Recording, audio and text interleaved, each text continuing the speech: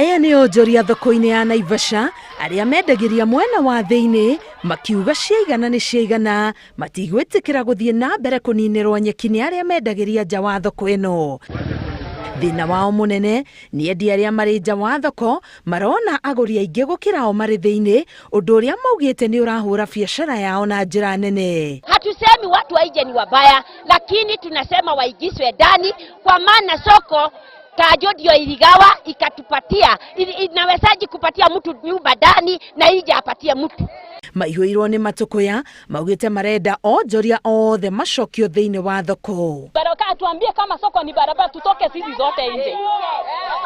Kama ni ndani tuingie ndani sisi zote, kama ni nje tuende tutoke sisi zote nje. Na hao watu wa nje wanasema hawezi ingia, hatujui sisi tutaenda wapi. Mtu akikuja akute mtu nje anasimama hapo ananunua anarudi nyumbani. Mwena-inĩ wao onjoria arĩa marĩ nja wa thoko maugĩte thĩinĩ wa thoko kũrĩ na mĩeke no kũrĩ ithugu ciĩnyitĩire. Wanasema sisi tunauzia nje. Tuambia sasa sisi hatuna shida kuuzia nje. Watupe viwanja ndani. Tuuzie ndani. Nafasi nyingi huko ndani haiwezi tutosha.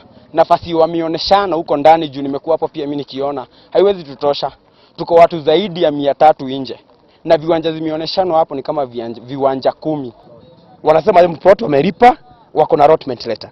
Na sisi tunauliza sasa kama mnataka kuchukua nje, sisi vijana, juu soko mshajikatia.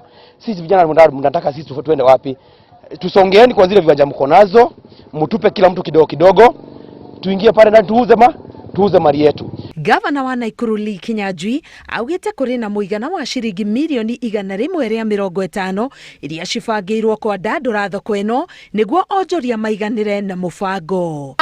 Tunaomba our governor Lee Kinyanjui, our MCA, our MP, our senator wajue sisi watu wa soko ya Naivasha tuko na shida haina mwisho. Ngĩribotera Inooro TV, Getwa Karo Kenyugo Mwaura.